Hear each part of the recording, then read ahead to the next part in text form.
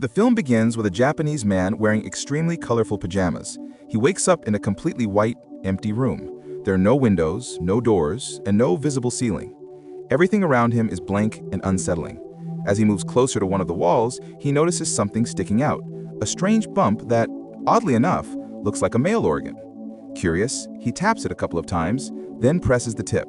Suddenly, hundreds of tiny baby angels pop out of the floor and walls, laughing playfully.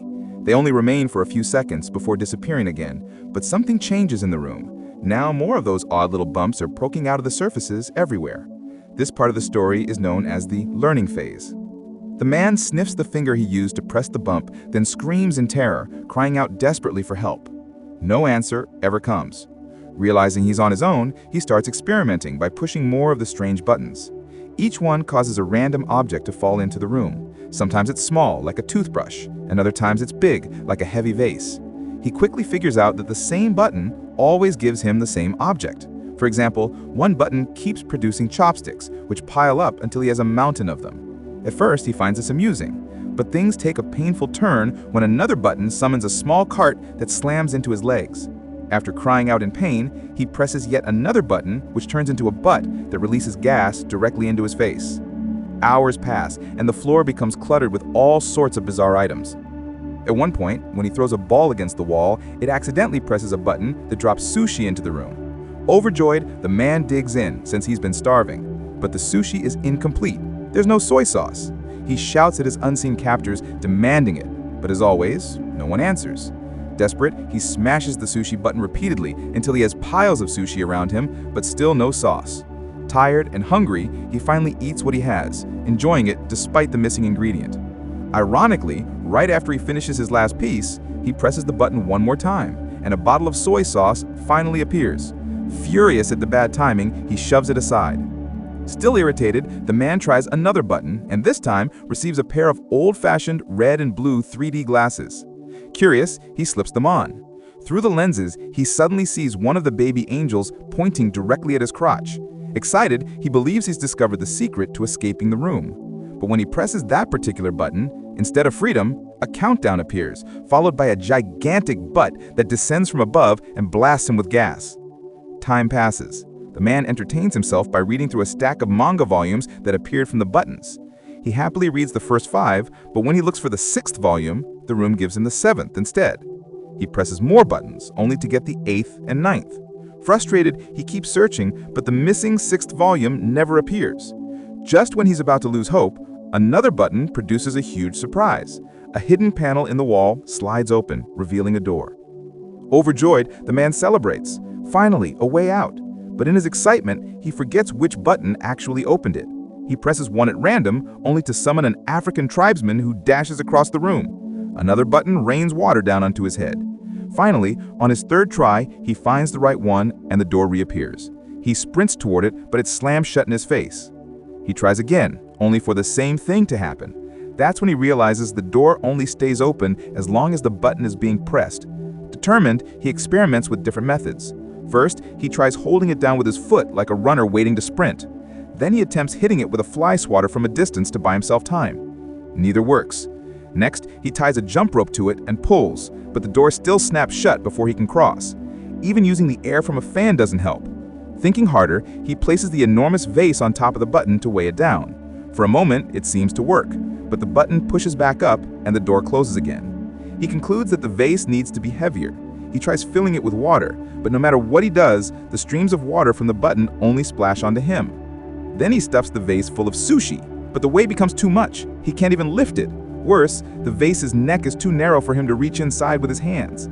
Forced to improvise, he uses chopsticks to pull the sushi out piece by piece until he lightens it enough to carry. Barely managing to lift the heavy vase, he drags it toward the button. But before he can place it, he forgets again which button is the right one. When he presses the wrong one, the African tribesman rushes out once more and this time collides with the vase, cracking it in half. The man snaps. Screaming and flailing in frustration, he eventually manages to find the correct button again. Desperation takes over, and he tries burying it under piles of sushi. Of course, this fails, as the bump simply pokes back up through the rice. He resorts to tape, then tape combined with a metal plate, but neither solution holds. Exhausted and in pain from repeatedly slamming into the door, he takes painkillers, lies down for a nap, and wakes up determined to try something else. Reaching for water to brush his teeth, he accidentally presses a new button, and this time, a rope drops from the ceiling. His mood instantly lifts. Inspired, he comes up with a fresh idea. He'll press the door button, then use the rope to swing across the room before it shuts. With this strategy, he almost makes it, but when he reaches the hidden door, it's locked. He rushes back before the wall closes on him, though it still hits him painfully as he dives through.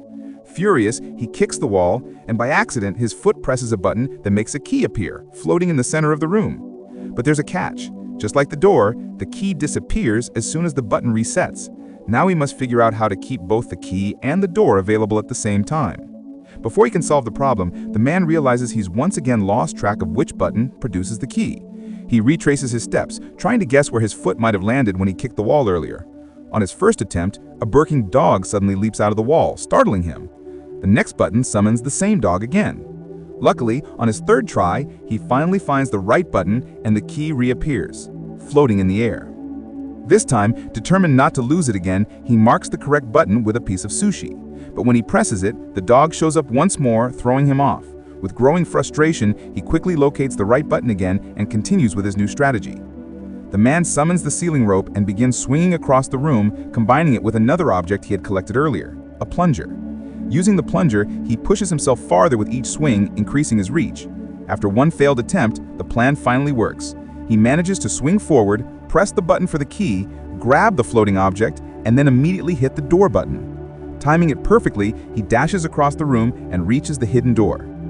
Breathing hard but full of hope, he inserts the key into the lock and turns it. At last, freedom seems within reach. But then, to his horror, he realizes there's a second lock above the door.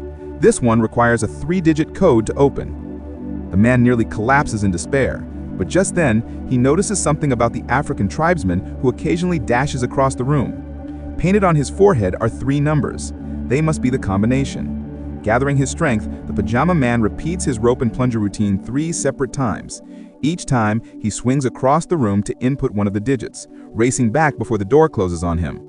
Finally, with all 3 numbers entered, the lock clicks open. He pushes hard against the door, but it's jammed. Using all his strength, he shoves until it creaks open slightly. But before he can slip through, the wall behind him slides shut, leaving him trapped in a narrow gap. He no longer has enough space to swing the door fully open. Devastated, he collapses onto the floor. Overcome with exhaustion, he bursts into tears thinking about everything he's been through. As frustrating as it all was, he remembers the bizarre fun he had with the strange objects and realizes he never truly appreciated it at the time. Then, just when all hope seems lost, he feels a faint breeze across his face. He traces it to a small crack in the wall, pushes against it, and discovers it's a hidden panel. With renewed energy, he forces it open and runs through. On the other side, he finds himself in a surreal, endless hallway floating in complete darkness.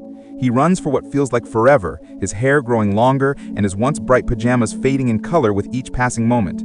Eventually, he reaches another room. Like before, it's empty, and the door seals shut.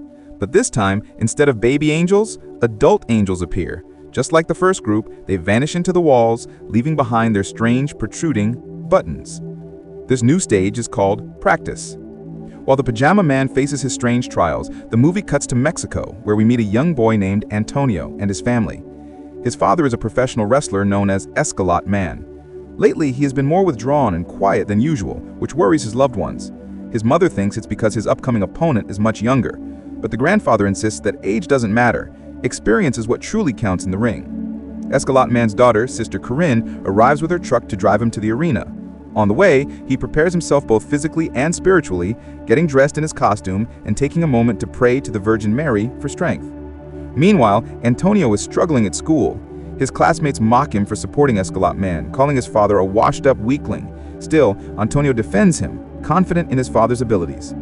As the evening approaches, Sister Karen picks up Antonio and Sister Karen picks up Antonio and their grandfather so they can watch the match live. She drops them off at the venue, where the boy and his grandfather barely manage to find seats before the show begins. The first team to enter the ring is the Northern Tough Ones, made up of Super Demon and Tequila Joe. Soon after, Escargot Man and his tag team partner Silver Eagle arrive under the team name Kiss Me A Lot.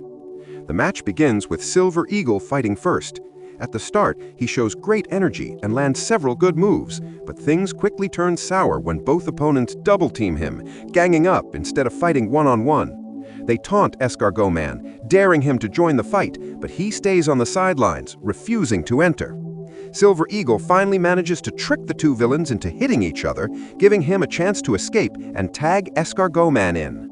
At first, Escargot Man looks strong, but within moments, he too is overpowered. One of the Northern Tough Ones grabs a chair, ready to smash it across his back.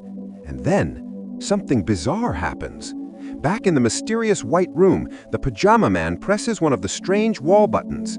At that exact moment, Escargot Man's neck magically stretches forward like a whip, knocking out both of his enemies in a single strike. Surprised by the reaction, the Pajama Man presses the button again and again. Each time, Escargot Man's head shoots forward uncontrollably, knocking out Silver Eagle, the referee, Antonio, and even the match bell itself. The audience is left in chaos, while the man in the room frowns, realizing the button isn't giving him the results he wanted. Frustrated, he tries other buttons. One causes a heavy metal singer in Los Angeles to suddenly breathe fire during a live concert. Another disrupts a Russian magician's performance, ruining his disappearing act. Yet another makes a man in China bark wildly at his own dogs. Back in the room, the man sighs, ready to give up. But then, he notices something new. This room has no ceiling. Looking up, he sees angels flying freely above. A new idea sparks. Instead of just pressing the wall buttons, he begins climbing them like handholds and steps, making his way upward. With each press of his hands or feet, strange consequences unfold on Earth, flowers blooming, an elephant dying, a toaster switching on, even astronauts landing on the moon. The higher he climbs, the grander the effects become. Not just small natural changes, but monumental human events. His hair and beard grow long during the climb, and eventually he no longer needs to hold on to the wall. He floats upward, just like the angels, embracing the power he now controls. Instead of random button presses, he begins carefully choosing events, guiding history itself. Surrounded by falling feathers instead of walls, he finally reaches a glowing portal. Passing through it, he enters the next and final stage. This room has the continents of the world drawn across its walls, and at the center stands a massive, singular button. This stage is called Future.